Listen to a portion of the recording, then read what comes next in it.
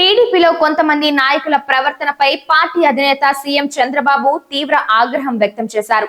పదే పదే హెచ్చరించినా వినకపోవడం, వివాదాల్లో తిరుగుతూ పార్టీ పరువుకు భంగం కలిగించడం ఆయనను ఆందోళనకు గురిచేసింది. శనివారం వీడియో కాన్ఫరెన్స్ లో 2 గంటల పాటు నేతలతో చర్చించి మనోళ్ళు వేరే పార్టీలతో టచ్ లో ఉన్నారా అని సీరియస్ గా ఆరా తీశారు. కొంతమంది ఎమ్మెల్యేలు, ఒక ఎంపీ కూడా వైసీపీ నేతలతో టచ్ లో ఉన్నారనే సమాచారం రావడం, కొంతమంది బీజేపీ వైపు కూడా మొగ్గు చూపుతున్నారన్న చర్చ ఉండటం చంద్రబాబును ఆలోచనలో పడేసింది. కఠిన చర్యలు తీసుకుంటే వేరే పార్టీలోకి వెళ్లిపోయే అవకాశం ఉండడంతో ఆయన ఇరుకులో పడ్డారు. ఈ పరిణామాల వల్ల టీడీపీ అంతర్గతంగా ఉద్రిక్త వాతావరణం నెలకొంది. చంద్రబాబు స్పష్టంగా పార్టీ శాసన సభ్యులు ప్రజల మధ్య ఉండాలని, వివాదాలకు దూరంగా ఉండాలని హెచ్చరించినట్టు సమాచారం.